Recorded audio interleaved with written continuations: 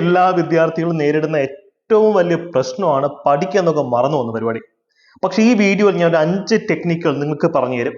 5 ടെക്നിക്കുകൾ ഉപയോഗിക്കുകയാണെങ്കിൽ നിങ്ങൾക്ക് പരീക്ഷയിൽ പഠിക്കുന്ന കാര്യങ്ങൾ മറക്കാതെ ഇംപ്ലിമെന്റ് ചെയ്ത് മാർക്ക് സ്കോർ ചെയ്യാൻ പറ്റും. ഡിഗ്രി ലെവൽ പരീക്ഷയിൽ റാങ്ക് ഹോൾഡർ ആവാൻ ഞാൻ യൂസ് ചെയ്ത ടെക്നിക്കുകൾ തന്നെയാണിത്. ഞാൻ എൻ്റെ ബാച്ചസ് ഇപ്പോൾ സ്റ്റാർട്ട് ചെയ്തിട്ടുള്ള secretariat assistant batch, CPO batch, general batches, ഇതിലെല്ലാം ഡിഗ്രി ലെവൽ ബാച്ചസിലൊക്കെ ഇനി മുതൽ സ്പെഷ്യൽ സെഷനായിട്ട് കൊണ്ടുപോകാൻ പ്ലാൻ ചെയ്തിട്ടുള്ള ഒരു സെഷനാണ് മെമ്മറി ബൂസ്റ്റിംഗ് സെഷൻ. സോ ഇന്നത്തെ വീഡിയോയിൽ ഞാൻ വന്ന 5 ടെക്നിക്കുകൾ നിങ്ങൾ ഇംപ്ലിമെന്റ് ചെയ്യുകയാണെന്നുണ്ടെങ്കിൽ നിങ്ങളുടെ PSC പഠനയാത്ര അല്ലെങ്കിൽ ജോലി എന്ന് പറഞ്ഞ സ്വപ്നത്തിലേക്കുള്ള നിങ്ങളുടെ യാത്ര കുറെ കൂടെ അടുക്കും, ഒരു സംശയം വേണ്ട. അപ്പൊ ഇന്നത്തെ ക്ലാസ് നമുക്ക് പോവാം. അപ്പം നമ്മൾ LDC പരീക്ഷയ്ക്ക് വേണ്ടിയിട്ട് ഫ്രീ ടെസ്റ്റ് സീരീസ് ഒക്കെ ടെലിഗ്രാം ബാച്ചിൽ ആരംഭിച്ചിട്ടുണ്ട്. ഡെയിലി അതായത് മോക്ക് ടെസ്റ്റുകളും കാര്യങ്ങളും നോട്ട്സും ഒക്കെ തരുന്നുണ്ട്. ടെലിഗ്രാം ഫാമിലിയുടെ മെമ്പേഴ്സ് ആവാത്ത ആൾക്കാർ ടെലിഗ്രാം കുടുംബാംഗങ്ങളാവുക. ഇഷ്ടംപോലെ ഫ്രീ കണ്ടന്റും അഫോർഡബിൾ കോഴ്സസ് നിങ്ങൾക്ക് അവിടെ ലഭ്യമാണ്. ഇതിന്റെ ലിങ്ക് ഞാൻ കമന്റ് സെക്ഷനിൽ പിൻ ചെയ്തേക്കാം. ഓക്കെ, അപ്പൊ നമുക്ക് നേരെ വീഡിയോയിലേക്ക് പോകാം. 5 കാര്യങ്ങളാണ് പറയുന്നത്. ഒന്നാമത്തെ കാര്യം എന്താണെന്ന് വെച്ച് കഴിഞ്ഞാൽ ഇതാണ്, നൗൺ വേഴ്സസ് വെർബ്. ഞാൻ ഡൗട്ട് ചോദിച്ചോട്ടെ, നിങ്ങൾക്ക് ഓർത്തിരിക്കാൻ ഏറ്റവും ബുദ്ധിമുട്ട് നൗൺ നാമപദങ്ങളല്ലേ? വെർബ് എല്ലാവർക്കും ഓർമ്മ കാണും, ഓടുക, ചാടുക, കഴിക്കുക, അല്ലെ? പക്ഷെ ആൾക്കാരുടെ പേരുകൾ, സ്ഥലത്തിന്റെ സ്ഥലനാമങ്ങൾ, ഈ നൗൺ ആണ് നമ്മളെ കുഴപ്പിക്കുന്നത്. ഞാൻ പറഞ്ഞത് കറക്റ്റ് അല്ലേ? നിങ്ങൾ ഒന്ന് ആലോചിച്ച് നോക്കിയേ. അപ്പൊ നമ്മൾ എപ്പോഴും പ്രശ്നം എന്താന്ന് കണ്ടെത്തി അതിനു വേണ്ടി പരിഹാരം കണ്ടെത്താനായിട്ട്, ഓർമ്മ ഇല്ലാത്തതല്ല നിങ്ങളുടെ പ്രശ്നം. നിങ്ങളുടെ പ്രശ്നം നൗൺസ്, നാമപദങ്ങൾ ഓർത്തെടുക്കാൻ പറ്റുന്നില്ലെന്ന് മാത്രമാണ്. അപ്പൊ അതിന് വേണ്ടുന്ന സൊല്യൂഷനാണ് നമ്മൾ ഇംപ്ലിമെന്റ് ചെയ്യേണ്ടത്. അപ്പൊ ഈ വീഡിയോയിൽ ഞാൻ അതിനുള്ള ബെസ്റ്റ് മാർഗങ്ങൾ പറഞ്ഞുതരാം. ഇവിടെ നമുക്ക് ചെയ്യേണ്ടുന്ന ഏറ്റവും പ്രധാനപ്പെട്ട കാര്യങ്ങൾ, ഒരു നൗൺ വരുന്നു, ഒരു ഒരു ഒരു ഒരു വാക്ക് എത്ര പഠിച്ചിട്ട് ഓർമ്മ നിൽക്കുന്നില്ല. ആ വാക്കിനെ നമുക്ക് പരിചയമുള്ള മറ്റൊരു വാക്കുമായി ബന്ധപ്പെടുത്തുക. ഒരു ഉദാഹരണം ഞാൻ പറയാം. ഞാൻ ഈ വീഡിയോയിൽ കുറെ ഫാക്ടുകൾ പറയാം, അതൊന്നും നിങ്ങൾ ജന്മത്തെ മറക്കത്തില്ല. ആ രീതിയിൽ എങ്ങനെയാണത് ഇംപ്ലിമെന്റ് ചെയ്യുന്നത് ആപ്ലിക്കേഷൻ ലെവൽ ഞാൻ നിങ്ങൾക്ക് കാണിച്ചു തരാം. കോൾഡ് വാർ അല്ലെ, ശീത യുദ്ധം എന്ന് പറയുന്ന വാക്ക് ആദ്യമായി ഉപയോഗിച്ചതാരാ? പല ഇതുകൊണ്ട് PSC ആൻസർ കീഴിൽ ബെർണാഡ് ബറൂച്ച് ആണ്, അല്ലെ? ബെർണാഡ് ബറൂച്ച് ആണ് കോൾഡ് വാർ എന്ന വാക്ക് ആദ്യമായിട്ട് ഉപയോഗിച്ചത്. Bernard Baruch. ഈ വാക്കുമായി എനിക്ക് ഏറ്റവും പരിചയമുള്ള വാക്ക് ബ്രെഡ് എന്നുള്ളതാണ്. ബ്രെഡ്, അല്ലെ? അപ്പൊ നിങ്ങൾക്ക് മറ്റെന്തെങ്കിലും വാക്ക് കിട്ടി നിങ്ങൾക്ക് അത് ചൂസ് ചെയ്യാം. ഇത് വ്യക്തികൾക്കിടയിൽ മാറിക്കൊണ്ടിരിക്കും. ഇത് ടെക്നിക്കാണ് പറയുന്നത്, നിങ്ങൾക്ക് അത് എങ്ങനെ വേണമെങ്കിലും ഉപയോഗിക്കാം. അപ്പൊ ഞാൻ ഓർത്തിരിക്കുന്നത് എങ്ങനെയാണെന്ന് അറിയോ? തണുത്ത ബ്രെഡ്, കോൾഡ് ആയിട്ട് ഫ്രിഡ്ജിനകത്തിരിക്കുന്ന ബ്രെഡ്, ആ ഫ്രിഡ്ജ് ബെർണാഡ് ബറൂച്ച്. അപ്പൊ തണുത്തിരിക്കുന്ന ബ്രെഡ്. അപ്പൊ കോൾഡ് വാർ, കോൾഡ് എന്നുള്ള വാക്ക് വരുമ്പോൾ ഞാൻ തണുത്തുറങ്ങിയിരിക്കുന്ന ഒരു ബ്രെഡാണ് എന്റെ മനസ്സിലുള്ളത്. അപ്പൊ പെട്ടെന്ന് നമുക്ക് കണക്ട് ചെയ്യാൻ പറ്റും. കാര്യം ഉത്തരം നമ്മുടെ കണ്ണിന്റെ മുമ്പിലുണ്ട്. ഇത് MCQ ചോദ്യങ്ങളാണ്, അല്ലെ? ഓപ്ഷൻസ് നമ്മുടെ കണ്ണിന് മുമ്പിലുണ്ട്. അതിൽ നിന്ന് ശരി ഉത്തരം തിരഞ്ഞെടുക്കാനുള്ള ഓർമ്മശക്തി മതി നമുക്ക്. അപ്പൊ ഇത് നിങ്ങൾ ജന്മത്തെ മറക്കൂ. കോൾഡ് വാർ എന്നുള്ളൊരു വാക്ക് കണ്ടെത്തിയത് അല്ലെങ്കിൽ ആ വാക്ക് ഉപയോഗിച്ചത് ബെർണാഡ് ബറൂച്ച് എന്നുള്ള കാര്യം നിങ്ങൾ ഇനി മറക്കൂ? ഇല്ല. അപ്പൊ നമുക്ക് ഇത്തരത്തില് ധാരാളം എക്സാമ്പിൾസ് ഉണ്ട്. ഉദാഹരണത്തിന് നാഷണൽ കമ്മീഷൻ ഓൺ മൈനോറിറ്റീസ്, അല്ലെ? ന്യൂനപക്ഷ കമ്മീഷന്റെ ആദ്യത്തെ ചെയർപേഴ്സന്റെ പേരെന്താ? മുഹമ്മദ് സാദിർ അലി എന്നുള്ളതാണ്, അല്ലെ? മുഹമ്മദ് സാദിർ അലി. ന്യൂനപക്ഷം. അപ്പൊ നിങ്ങൾ ഇത് എങ്ങനെ ഓർത്തി? അതൊരു നൗൺ ആണ്. പല ആൾക്കാരും കാണാപ്പാടം പഠിക്കാൻ വലിയ ബുദ്ധിമുട്ട്. നിങ്ങൾ ജസ്റ്റ് ഒന്ന് ആലോചിക്കാം. ന്യൂനപക്ഷം എന്നാണ് പറയുന്നത്. ഇപ്പൊ ഇന്ത്യയിലെ ഏറ്റവും പ്രബലമായ ന്യൂനപക്ഷം മുസ്ലിംസ് ആണ്. അപ്പം അത് വെച്ച് ആലോചിക്കുമ്പോൾ എന്തായാലും ന്യൂനപക്ഷ കമ്മീഷന്റെ ചെയർപേഴ്സണായിട്ട് വരാൻ ഏറ്റവും യോഗ്യത ഇസ്ലാം മത വിശ്വാസിയായിട്ടുള്ള ഒരാളായിരിക്കുമല്ലോ. അപ്പൊ ഒരു ഇസ്ലാം മത പേരാന്നുള്ള കാര്യം നമ്മുടെ മനസ്സിൽ അങ്ങനെ തന്നെ ഓട്ടോമാറ്റിക്കായിട്ട് വരണം. ഇതാണ് കോൺസെപ്റ്റ് വെച്ച് പഠിക്കുക എന്ന് പറയുന്നത്. കാണാപ്പാടം പഠിക്കലല്ല, തത്തമേ പൂച്ച പഠിക്കലല്ല, നമ്മൾ അനലിറ്റിക്കലായിട്ട് പഠിച്ചാൽ നമ്മുടെ മനസ്സിലിരിക്കും. ഓക്കെ, അപ്പം ന്യൂനപക്ഷ കമ്മീഷൻ ചെയർപേഴ്സൺ എന്ന് പറയുമ്പോൾ ഇതിന് മുസ്ലിം ആവാനുള്ള സാധ്യത വളരെ അധികമാണ്. അപ്പം മുസ്ലിംസിന്റെ എഴുതാനുള്ള ഏറ്റവും അധികം ആൾക്കാർ, ഇടയ്ക്ക് ഒരു സെൻസസ് ഉണ്ടായിരുന്നു, ലോകത്ത് ഏറ്റവും കൂടുതൽ ആൾക്കാർക്കുള്ള പേരുകൾ ഒന്നാണ് മുഹമ്മദ്, അല്ലെ? പ്രവാചകന്റെ പേരാണ് മുഹമ്മദ്. അപ്പം കണക്ഷനായി. ഓക്കെ, ലോകത്തിലെ ഏറ്റവും ഫേമസ് മുസൽമാനിൽ ഒരാളാണ് മുഹമ്മദ് അലി, നമ്മുടെ കാഷ്യസ് ക്ലേ, ലോകത്തിലെ ഏറ്റവും പ്രഗത്ഭനായിട്ടുള്ള ബോക്സറിൽ ഒരാള്. അപ്പൊ ഞാൻ ഈ കമ്മീഷന്റെ ചെയർപേഴ്സൺ ഞാൻ ഓർത്തിരിക്കുന്നത് മുഹമ്മദ് അലി സാർ എന്നാണ്, അല്ലെ? മുഹമ്മദ് സാദിർ അലി എന്നുള്ള ഞാൻ മുഹമ്മദ് അലി സാർ മുഹമ്മദ് അലി എന്നാണ് ഞാൻ ഓർത്തിരിക്കുന്നത്. കാര്യം പരീക്ഷയ്ക്ക് ചോദ്യം വരികയാണെങ്കിൽ എന്റെ കൺമുമ്പിൽ ഉത്തരം കൊണ്ട് എനിക്ക് അതിൽ നിന്ന് ഒരെണ്ണം ചൂസ് ചെയ്താൽ മതി. അതിനെന്നെ സഹായിക്കുന്ന കണക്ടിങ് വേർഡ്സ് ഓർത്തിരിക്കുമ്പോഴാണ് നമുക്ക് എന്ത് ചെയ്യാൻ പറ്റുക? കാര്യങ്ങൾ ക്ലിയർ ആക്കി വെക്കാം.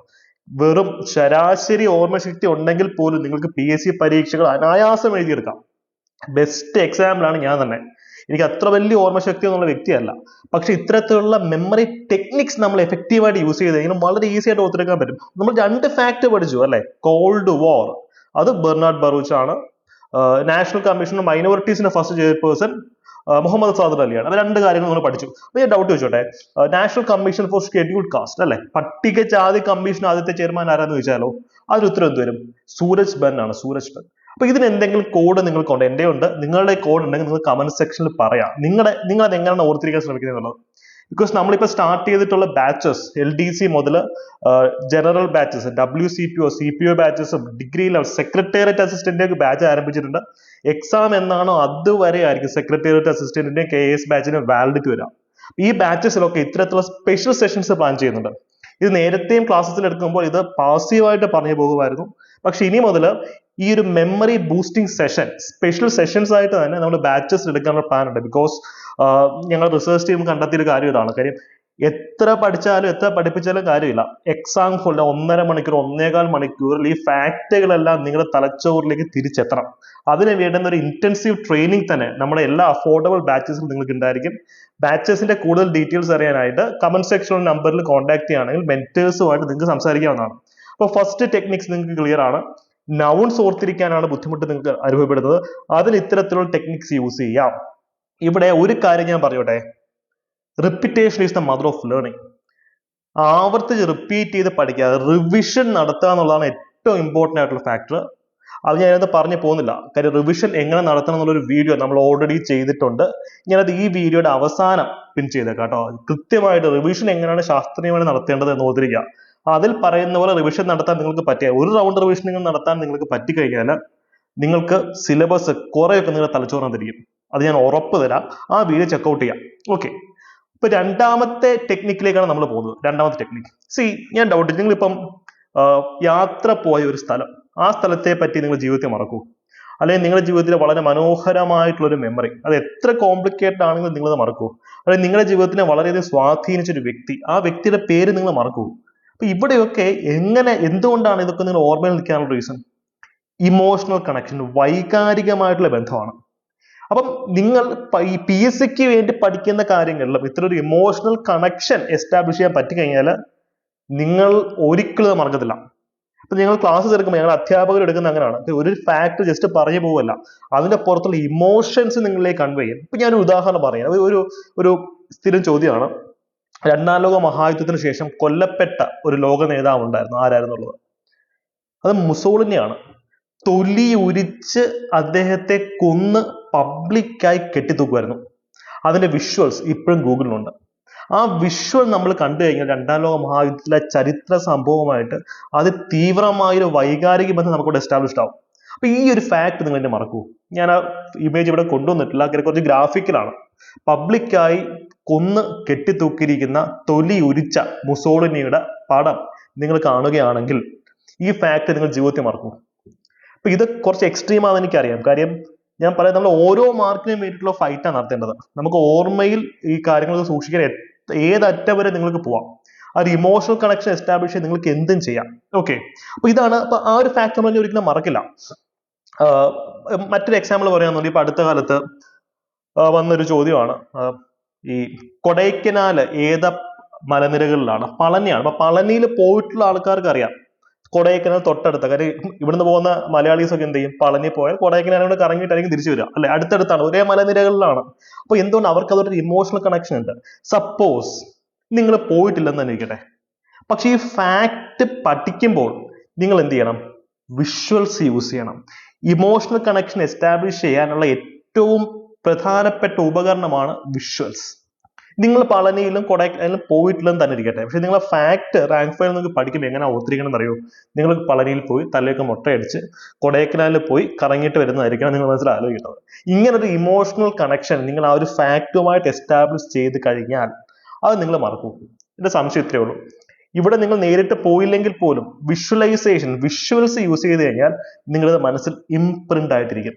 ഇപ്പൊ മറ്റൊരു ഉദാഹരണം ഞാൻ പറഞ്ഞുതരാം. ഇപ്പം നമ്മൾ അനലിറ്റിക്കലായിട്ട് വിശകലനാത്മകമായിട്ട് പഠിക്കുമ്പോൾ നമ്മളിതൊക്കെ പെട്ടെന്ന് കോർത്തെടുക്കാൻ പറ്റുമെന്ന് പറയുന്ന റീസൺ എന്താണെന്ന് വെച്ച് കഴിഞ്ഞാൽ, ഇപ്പൊ ലോകചരിത്രം എടുക്കാം. ലോകചരിത്രം 1ാം ലോക മഹായുദ്ധത്തിൽ അമേരിക്ക തുടക്കത്തിൽ പങ്കെടുക്കുന്നില്ല. അവസാനം അമേരിക്കയുടെ കുറെ അമേരിക്കൻസ് സഞ്ചരിച്ച ഒരു കപ്പലുണ്ട്, ലൂസിറ്റാനിയ എന്ന് പറയും, ബ്രിട്ടീഷ് കപ്പൽ. ഈ കപ്പല് ജർമ്മൻകാര് മുക്കും. ജർമ്മൻ അന്തർവാഹിനികളൊന്ന് ആ കപ്പല് ബോംബിട്ട് തകർക്കും, കുറെ അമേരിക്കക്കാര് മരിക്കും. അങ്ങനെയാണ് അമേരിക്ക ഒന്നാം ലോക മഹായുദ്ധത്തിൽ പ്രതികാരം ചെയ്യാനായിട്ട് ജർമ്മനിക്ക് വരുന്നത്. അപ്പൊ ഈ ടോപ്പിക്സ് ഒക്കെ പഠിക്കുമ്പോൾ നമ്മൾ ക്ലാസ് പഠിപ്പിക്കുന്നത് ഇങ്ങനെ, അമേരിക്കയിലെ ജനങ്ങൾ ഭയങ്കര പ്രൊട്ടക്റ്റീവാണ്, സ്വന്തം മക്കൾ യുദ്ധത്തിന് പോകുന്നത് അവർക്ക് ഇഷ്ടമല്ല. അതുകൊണ്ട് തന്നെ ഒന്നാം ലോക മഹായുദ്ധത്തില് സ്വന്തം മക്കളെ യുദ്ധത്തിന് പറയാനൊക്കെ അമേരിക്കൻ ജനതയ്ക്ക് താല്പര്യമില്ലായിരുന്നു. കാര്യം യുദ്ധം യൂറോപ്പിലാണ്, അമേരിക്ക മറ്റൊരു ഭൂഖണ്ഡമാണ്, ഇത്ര ദൂരം എന്തിനാ യുദ്ധം ചെയ്തത്? ഈ സമയത്താണ് അമേരിക്കൻ ജനതയുടെ മനസാക്ഷിയെ ഞെട്ടിക്കുന്ന ആ ഒരു ലൂസിറ്റാനിയ ഡിസാസ്റ്റർ അപകടം നടക്കുന്നത്, കുറെ അമേരിക്കൻസ് മരിക്കുന്നത്. അതായത് അമേരിക്കക്കാരുടെ സഹോദരങ്ങളോ സഹോദരികളോ അച്ഛനോ അമ്മയോ ഒക്കെ ആ ഒരു കപ്പലിൽ മരിക്കുന്നുണ്ട്. ഇതിന് പ്രതികാരം ചെയ്യാനായിട്ട് വീട്ടിലെ ആൺകുട്ടികളെ അവർ ഇറക്കി വിടുവാണ് പട്ടാളത്തിൽ എൻലിസ്റ്റ് ചെയ്യാൻ. അത് അമേരിക്കൻ ജനത ഏറ്റെടുത്ത ഒരു വൈരാഗ്യമായിരുന്നു അത്. അപ്പൊ അതിന്റെ പേരിലാണ് അമേരിക്ക എന്ത് ചെയ്യുന്നത്, മൈലുകൾ, ആയിരക്കണക്കിന് മൈൽ അപ്പുറത്തുള്ള യൂറോപ്പിൽ പോയി യുദ്ധം ചെയ്യുന്നത്. അപ്പൊ ആ ഒരു ഇൻസിഡന്റുമായിട്ട് നിങ്ങൾക്ക് ഇപ്പൊ ഒരു എന്താ പറയുക, ഒരു ഇമോഷണൽ കണക്ഷൻ വന്നു. ഈ ഇമോഷണൽ കണക്ഷൻ ഉൾക്കൊണ്ടുകൊണ്ട് പഠിച്ചു കഴിഞ്ഞാൽ ഈസിയാണ്. സെയിം ഇൻസിഡന്റ് തന്നെയാണ് രണ്ടാം ലോക മഹായുദ്ധത്തിൽ നടക്കുന്നത്. തുടക്കത്തിൽ അമേരിക്ക പാർട്ടി അല്ല. ഈ സമയത്താണ് അമേരിക്കയിലെ പേൾ ഹാർബറിൽ ജപ്പാൻ കൊണ്ടുവന്ന് ബോംബിടുന്നതും ധാരാളം അമേരിക്കൻസ് മരിക്കുന്നതും. അതിന്റെ വൈരാഗ്യത്തിന് വേണ്ടി അമേരിക്ക രണ്ടാം ലോക മഹായുദ്ധത്തിൽ പാർട്ടി ആവുന്നതും ആറ്റം ബോംബ് നാഗസാക്കിൽ ഹിരോഷിമയിൽ ഇടുന്നതും. അപ്പൊ ചരിത്രം ആവർത്തിക്കുന്നുണ്ട്. കാര്യം മനുഷ്യന്റെ സ്വഭാവം എപ്പോഴും ഒരുപോലെ എന്ന് പറയാറുണ്ടല്ലേ, അവൻ നേരത്തെ കാണിച്ചിട്ടുള്ള അബദ്ധം പിന്നെയും കാണിക്കും. അപ്പം സെയിം വൈകാരികമായിട്ടുള്ള അബദ്ധമാണ് ഇവിടെ സംഭവിച്ചത്. അപ്പൊ നമ്മൾ ചരിത്രം പഠിക്കുകയാണെങ്കിലും കോൺസ്റ്റിറ്റ്യൂഷൻ പഠിക്കുകയാണെങ്കിൽ ഇത്തരത്തിൽ ഓർത്തിരിക്കുക. ഇത് എല്ലായിടത്തും നടക്കും. ഈ ഒരു ഇമോഷണൽ കണക്ഷൻ കൊണ്ടുവരിക എന്ന് പറഞ്ഞാൽ എല്ലാത്തിലും നടക്കുന്ന ഒരു കാര്യമാണ്. ഉദാഹരണത്തിന് നിങ്ങൾ കോൺസ്റ്റിറ്റ്യൂഷൻ പഠിക്കാനിരിക്കട്ടെ, ആർട്ടിക്കിൾ 21 പഠിക്കുകയാണ്. ആർട്ടിക്കിൾ 21 ആർട്ടിക്കിൾ ഭരണഘടന ഉള്ളത് കൊണ്ട് മാത്രമാണ് നിങ്ങൾ ഇപ്പോഴും ജീവിച്ചിരിക്കുന്നത്, അറിയോ? കാര്യം ഒരു നിയമത്തിന്റെ പിൻബലമില്ലാതെ നമ്മളെ കൊല്ലാനോ അല്ലെങ്കിൽ നമ്മുടെ സ്വാതന്ത്ര്യം ഹനിക്കാനോ ആർക്കും അധികാരമില്ല എന്ന് പ്രഖ്യാപിക്കുന്ന ആർട്ടിക്കിളാണ് അത്. അതില്ലാതെ നിങ്ങളുടെ അവസ്ഥ എന്ന് ആലോചിക്കുക. ആർട്ടിക്കിൾ 21 ഇല്ലാതെ നിങ്ങളുടെ അവസ്ഥ, നിങ്ങളെ വേണമെങ്കിൽ വീട്ടിൽ കയറി ആർക്കും തല്ലിക്കൊല്ലായിരുന്നു, അല്ലെ? സ്റ്റേറ്റിന് നിങ്ങളെ ക്രൂശിക്കായിരുന്നു, പോലീസിന് നിങ്ങൾക്കെതിരെ അട്രോസിറ്റീസ് അയച്ചുവിടായിരുന്നു. അപ്പൊ അതിൽ നിന്നൊക്കെ നിങ്ങളെ രക്ഷിച്ചു നിർത്തുന്ന രക്ഷാകവചമാണ് അനുച്ഛേദം 21 എന്ന് പറയുന്നത്. അനുച്ഛേദം 21A ഉള്ളതുകൊണ്ടാണ് നിങ്ങൾക്ക് വിദ്യാഭ്യാസം കിട്ടിയത്, റൈറ്റ് ടു എഡ്യൂക്കേഷൻ. അപ്പൊ ഇത്തരത്തിൽ നമ്മൾ പഠിക്കുന്ന കാര്യങ്ങൾ അനലറ്റിക്കലായിട്ട് ഇമോഷണൽ കണക്ഷൻസ് ഉൾക്കൊണ്ട് പഠിക്കുകയാണെങ്കിൽ ഒന്നാമത്തെ ഗുണം ബോർ അടിക്കാതെ പഠിക്കാൻ പറ്റും. രണ്ടാമത്തേത്, ഇത് ഏത് രാത്രിയിൽ വിളിച്ചുണർത്തിയാലും നമ്മൾ ഇതിന് ഉത്തരം പറയും. മനസ്സിലായി? ഇമോഷണൽ കണക്ഷൻ എസ്റ്റാബ്ലിഷ് ചെയ്യുക എന്നുള്ളതാണ് വളരെ പ്രധാനപ്പെട്ട കാര്യം. നമ്മൾ ഇത്രയും ഫാക്ടുകൾ പഠിച്ചത് നിങ്ങൾ ഒരിക്കലും മറക്കില്ല. രണ്ടാം ലോക മഹായുദ്ധത്തിൽ ശേഷം കൊല്ലപ്പെടുന്ന ലോക നേതാവ് ആര്? ഹിറ്റ്ലർ ആത്മഹത്യ ചെയ്യുക, കൊല്ലപ്പെടുവല്ല. അപ്പൊ മറ്റേത് ആരാന്നുള്ള കാര്യം നിങ്ങൾക്ക് അറിയാം. അപ്പൊ ഇതാണ് ഇമോഷൻസിന്റെ പ്രാധാന്യം. ഇനി മൂന്നാമത്തെ ടെക്നിക്ക്, ഇത് പല ആൾക്കാരും ചെയ്യുന്നൊരു കാര്യമാണ്, അല്ലെ? നമ്മുടെ തലച്ചോറിനെ മാക്സിമം യൂട്ടിലൈസ് ചെയ്യാം. അതായത് നിങ്ങൾ എല്ലാവരും ഒരു ടോപ്പിക്ക് പഠിക്കുമ്പം റാങ്ക് ഫയൽ വായിച്ച് പഠിക്കുമായിരിക്കും. അപ്പം ഇതിന്റെ പ്രശ്നം എന്താണെന്ന് വെച്ച് കഴിഞ്ഞാൽ നിങ്ങൾ നിങ്ങളുടെ തലച്ചോറ് ഒരു ഭാഗം മാത്രം ഉപയോഗിക്കുന്നുള്ളൂ, വായന. നിങ്ങളൊരു കോൺസെപ്റ്റ് പഠിക്കുമ്പോൾ, ഇപ്പൊ സയൻസ് പഠിക്കുകയാണ്, നിങ്ങൾ വായിച്ച് പഠിക്കണം. വിഷ്വൽസ് വെച്ച് കണ്ടു പഠിക്കണം. വോയിസ് കേട്ട് പഠിക്കണം. തലച്ചോറിന്റെ ഡിഫറൻറ്റ് സ്പിയേഴ്സ് ഒരു ഒറ്റ കാര്യം പഠിക്കാൻ വേണ്ടി യൂസ് ചെയ്യും. അവിടെ ഓഡിയോയാവാം, വീഡിയോയാവാം, ഇത് രണ്ടും മിക്സ് ചെയ്തിട്ടുള്ള കാര്യമാവാം. ഇതൊക്കെ പഠിച്ചിട്ട് നമ്മൾ എഴുതി നോക്കും, നമ്മൾ എഴുതി പഠിക്കൂല, എഴുതി പഠിക്കുന്നതാവാം. അപ്പൊ ഒരേ ഫാക്ട് തന്നെ പല രീതിയിൽ നമ്മൾ തലച്ചോറിലേക്ക് സ്റ്റിമുലസ് ആയിട്ട് കൊടുക്കുകയാണെങ്കിൽ അത് നിങ്ങൾക്ക് മറക്കാൻ പറ്റത്തില്ല. ഇത് ഒരു ഈസി ടാസ്ക് അല്ല, പക്ഷെ എഫക്റ്റീവ് ആയിട്ടുള്ള ടാസ്ക് ആണ്. ഇത് ചെയ്യുവാണെങ്കിൽ നിങ്ങൾക്ക് ഇതിനെ തിരിഞ്ഞു നോക്കേണ്ടി വരില്ല. ഇപ്പൊ നിങ്ങൾക്ക് ഏറ്റവും ബുദ്ധിമുട്ടുള്ള വിഷയങ്ങൾ ഇങ്ങനെ വേണം പഠിക്കാൻ. വായിച്ചു പഠിക്കുന്നു, കേട്ട് പഠിക്കുന്നു, വീഡിയോ കണ്ടുപഠിക്കുന്നു, പിന്നീട് എഴുതി പഠിക്കുന്നു. ഇത്രയും പ്രോസസ്സുകൾ കൂടെ ഒരു ഒറ്റ ഫാക്ട് നിങ്ങൾ പഠിച്ചെടുക്കാൻ ശ്രമിച്ചാണല്ലോ, നിങ്ങളുടെ ഒരു ഏറ്റവും ബുദ്ധിമുട്ടെന്ന് തോന്നുന്ന നിങ്ങളുടെ സബ്ജക്റ്റുകൾ തന്നെയായിരിക്കും നിങ്ങൾക്ക് ഏറ്റവും എളുപ്പമായിട്ടുള്ള. ഈ രീതിയിലാണ് ഞാൻ വേൾഡ് ഹിസ്റ്ററി പഠിച്ചത്. വേൾഡ് ഹിസ്റ്ററിയുടെ പ്രശ്നം എന്താ? നല്ല പുസ്തകങ്ങളില്ല, ചോദ്യങ്ങൾ എവിടുന്ന് വരാം, ഭയങ്കര ഡ്രൈ ഏരിയ ആണ്. പക്ഷെ ഈ ഒരു ടെക്നിക്ക് യൂസ് ചെയ്ത് വേൾഡ് ഹിസ്റ്ററി പഠിച്ചുകൊണ്ട് തന്നെ ഇന്ന് എൻ്റെ ഏറ്റവും സ്ട്രോങ് വിഷയങ്ങളിലൊന്ന് ലോകചരിത്രമാണ്. അപ്പൊ അതുകൊണ്ട് തന്നെ എനിക്ക് വൗച്ച് ചെയ്യാൻ പറ്റും. ഇത് ഞാനീ പറഞ്ഞ ടെക്നിക്സ് എല്ലാം ഞാൻ എൻ്റെ ലൈഫിലും സ്റ്റുഡൻസിന്റെ ലൈഫിലും നമ്മുടെ ബാച്ചസിലും ഒക്കെ ഇംപ്ലിമെന്റ് ചെയ്ത് വിജയിച്ചിട്ടുള്ള കാര്യങ്ങൾ മാത്രമാണ്. അത് നിങ്ങൾക്ക് ധൈര്യമായിട്ട് 100% ഉറപ്പോടുകൂടി നിങ്ങൾക്ക് യൂസ് ചെയ്യാൻ പറ്റും. അപ്പം പല രീതിയിലുള്ള തലച്ചോറിനെ ഉപയോഗിക്കുക, ഓഡിയോ വീഡിയോ എല്ലാ രീതിയിലും ഉപയോഗിക്കുക എന്നുള്ളതാണ് അതിന്റെ പ്രധാനപ്പെട്ട ഒരു കാര്യം. ഓക്കെ, ഇനി നമുക്ക് നാലാമത്തെ ഒരു കാര്യത്തിലേക്ക് പോകാം. ഇന്നത്തെ എന്റെ ഏറ്റവും ഫേവറേറ്റ് ടെക്നിക്ക് അഞ്ചാമത്തെ ടെക്നിക്കാണ്. അത് ഞാൻ അവസാനം പറയാം. അതിനു മുമ്പ് നമുക്ക് എന്ത് ചെയ്യാം, നാലാമത്തെ ഒരു ഫണ്ടമെന്റൽ മെമ്മറി ടെക്നിക്ക് ഡിസ്കസ് ചെയ്തിട്ട് നമുക്ക് അടുത്തൊരു സംഭവത്തിലേക്ക് പോകാം. അതായത് തത്തമ്മേ പൂച്ച പൂച്ച എന്നുള്ള രീതിയിൽ കാണാപ്പാഠം പഠിക്കാൻ നിർത്തുക. അതിന്റെ കാലം കഴിഞ്ഞു. PSCയുടെ പാറ്റേൺ മാറി. പുതിയ പാറ്റേണിൽ അനലറ്റിക്കലായിട്ട് പഠിക്കുക. ഇവിടെ നിങ്ങൾക്ക് കഥകളിൽ കൂടെയും കവിതയിൽ കൂടെയും വിശകലനാത്മകമായിട്ട് വേണം പഠിക്കാൻ. ബിക്കോസ് ഡിസ്ക്രിപ്റ്റീവ് മോഡലിലാണ് ചോദ്യങ്ങൾ വരുന്നത്. അത് LDC ആയിക്കോട്ടെ, ഡിഗ്രി ലെവൽ ആയിക്കോട്ടെ. ഡിസ്ക്രിപ്റ്റീവ് രീതിയിലുള്ള പഠനം തന്നെയാണ് അവിടെ വേണ്ടത്. ഡിസ്ക്രിപ്റ്റീവ് രീതിയിൽ പഠിച്ചാലുള്ള ഗുണം ബോറടിക്കാതെ പഠിക്കാൻ പറ്റും. ഇതെല്ലാം ഓർമ്മ നിൽക്കാനും പറ്റും. ഞാൻ നിങ്ങൾക്ക് ഒരു ഉദാഹരണം പറയാം. ഇപ്പൊ ഗാന്ധിയൻ ചരിത്രം അല്ലെ, ഗാന്ധിജിയുടെ പതിറ്റാണ്ടുകൾ നീണ്ടു നിൽക്കുന്ന ചരിത്രമുണ്ട്. ആ ചരിത്രത്തെ നമുക്കൊരു 10 സെക്കൻഡ് ചുരുക്കാം. ഗാന്ധിജി തുടക്കത്തിൽ അദ്ദേഹത്തിന്റെ സമരങ്ങളെല്ലാം വിജയമായിരുന്നു. ഇന്ത്യയിൽ വന്നതിന് ശേഷം അദ്ദേഹം നടത്തിയിട്ടുള്ള സമരങ്ങൾ പരാജയമാണ്. അതുകൊണ്ട് അദ്ദേഹം ഒരു സമരം ആരംഭിക്കും, പരാജയപ്പെടും, പിൻവലിക്കും, സമരം പിൻവലിക്കും, പിന്നെ ആരംഭിക്കും, പിന്നെ പിൻവലിക്കും, പിന്നെ ആരംഭിക്കും, പിന്നെ പിൻവലിക്കും, പിന്നെ ആരംഭിച്ചു. ഏറ്റവും അവസാനം ചെയ്ത സമരം മാത്രം അദ്ദേഹം പിൻവലിക്കാതിരുന്നത്. അതാണ് ക്വിറ്റ് ഇന്ത്യ മൂവ്മെന്റ്. അപ്പൊ ഈ ഒരു ഫ്രെയിം വർക്കിൽ കൂടെ നമ്മൾ പഠിക്കുകയാണെങ്കിൽ, വിശകലനാത്മകമായിട്ട് പഠിക്കുകയാണെങ്കിൽ, ഗാന്ധിയൻ യുഗം, യെസ് നമുക്കറിയാം ഗാന്ധിജി ഇന്ത്യ വരുന്നത്, ചമ്പാരൻ സത്യാഗ്രഹം ഒക്കെ ഭയങ്കര വിജയം, തുടക്കത്തിലെ സത്യാഗ്രഹങ്ങളായിരുന്നല്ലോ.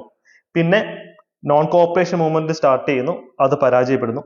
സിവിൽ ഡിസോബീഡിയൻസ് മൂവ്മെന്റ് സ്റ്റാർട്ട് ചെയ്യുന്നു, അത് പരാജയപ്പെടുന്നു.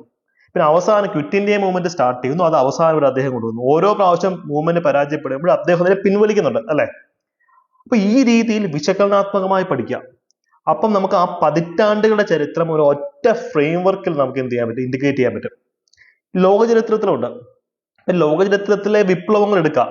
അമേരിക്കൻ ആയിക്കോട്ടെ, ഫ്രഞ്ച് വിപ്ലവം ആയിക്കോട്ടെ, ഇംഗ്ലണ്ടിലെ മഹത്തായ വിപ്ലവം, ലാറ്റിൻ അമേരിക്കൻ റെവല്യൂഷൻസ്, വിപ്ലവങ്ങളുമായി ബന്ധപ്പെട്ട് ഒരു ആഭ്യന്തര യുദ്ധം നടക്കാറുണ്ട്. റഷ്യയിലെ സംഭവിച്ചതാണ്. അപ്പൊ അതൊരു പാറ്റേൺ ആണ്. അപ്പൊ ഓരോ ചരിത്രം പഠിക്കുമ്പോൾ ഇത് എടുത്ത് പറയേണ്ട കാര്യമില്ല. എന്താണ്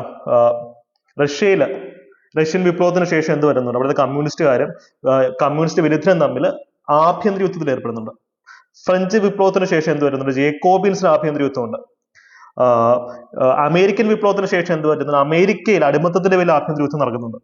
അപ്പം പാറ്റേൺസ് നമ്മുടെ കയ്യിൽ ഉണ്ടെങ്കിൽ ചരിത്രം ആ പാറ്റേൺസിലേക്ക് ഇട്ട് പഠിക്കുമ്പോൾ നമുക്ക് ഓർത്തിരിക്കുക എളുപ്പം. ഇത് പതിറ്റാണ്ടുകളെ ചരിത്രമാണ് പാറ്റേൺസ് പഠിക്കുമ്പോഴത്തേക്കും നമ്മുടെ മനസ്സിലിരിക്കുന്നത്. അപ്പൊ ശാസ്ത്രീയമായി പഠിക്കുക. റാങ്ക് ഫയൽ കാണാതെ പഠിക്കാൻ ശ്രമിച്ചു കഴിഞ്ഞാൽ നമുക്ക് ഇത്രയും ഫാക്ടുകൾ ഓർത്തിരിക്കാൻ പറ്റില്ല. പക്ഷേ അനലറ്റിക്കൽ വിശകലനാത്മകമായിട്ട് പഠിക്കുകയാണെങ്കിൽ പറ്റും. ഇപ്പം കോൺസ്റ്റിറ്റ്യൂഷൻ ഒരു കോൺസെപ്റ്റ് എടുക്കാം. കോൺസ്റ്റിറ്റ്യൂഷൻ നിങ്ങൾക്ക് സംശയമുണ്ട്. ഇപ്പം കൺകറന്റ് ലിസ്റ്റിൽ സംസ്ഥാന സർക്കാരിനും നിയമം ഉണ്ടാക്കാം, കേന്ദ്ര സർക്കാരിന് നിയമം ഉണ്ടാക്കാം. അപ്പം ഒരു സംസ്ഥാന കൺകറന്റ് ലിസ്റ്റിൽ രണ്ടുപേരും ഒരുമിച്ച് നിയമം ക്രിയേറ്റ് ചെയ്ത് കഴിഞ്ഞാലോ കേന്ദ്ര ഗവൺമെന്റിന്റെ നിയമമായിരിക്കും നിലനിൽക്കുക. ഇതാണ് ഡോക്ട്രൈൻ ഓഫ് റിപ്പഗ്നൻസി. അപ്പൊ ഇതൊന്നും അറിയണ്ട. നമ്മുടെ കോൺസ്റ്റിറ്റ്യൂഷനകത്ത് സംസ്ഥാനങ്ങളെക്കാൾ പവർ കേന്ദ്രത്തിനാണ് എന്നുള്ള അനാലിസിസ് നമ്മുടെ മനസ്സിലുണ്ടെങ്കിൽ ഇതിന് ഉത്തരത്തിൽ നമുക്ക് ഒറ്റയടിക്ക് എത്താൻ പറ്റും.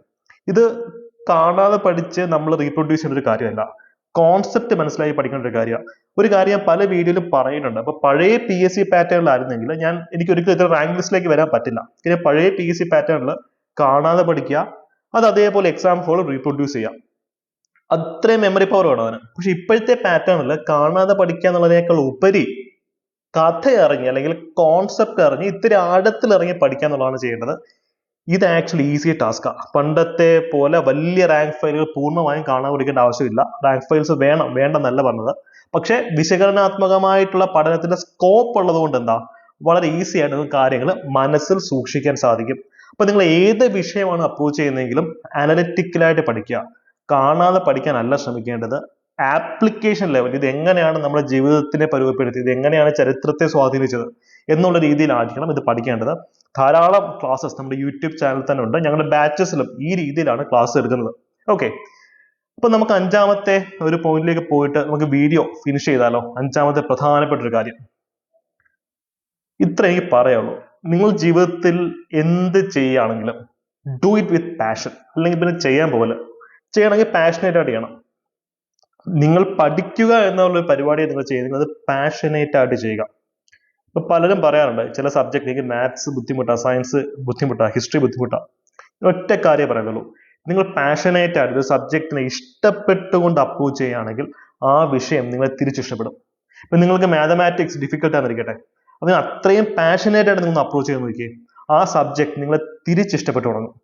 അത് നമ്മുടെ സ്റ്റഡീസിനെ മറ്റൊരു തലത്തിലേക്ക് എത്തിക്കും. PSC പരീക്ഷ ഞാൻ പല വിദ്യാർത്ഥികളും കണ്ടിട്ടുണ്ട്, ഭയങ്കരമായിട്ടുള്ള അക്കാഡമിക് ബ്രില്യൻസ്, ഇപ്പോൾ MA അല്ലെങ്കിൽ MSc റാങ്ക് ഹോൾഡേഴ്സ് അല്ലെങ്കിൽ BTech റാങ്ക് ഹോൾഡേഴ്സ് ഒക്കെ വന്നിട്ട് PSC പഠനം പകുതി വഴിക്ക് ഉപേക്ഷിച്ചു പോകും. പക്ഷെ അത്രയും അക്കാഡമിക് ബാക്ക്ഗ്രൗണ്ട് ഇല്ലാത്ത ശരാശരി വിദ്യാർത്ഥികൾ വന്ന് ടോപ്പ് 10 റാങ്കിനകത്തൊക്കെ റാങ്ക് അടിച്ചിട്ട് പോകും.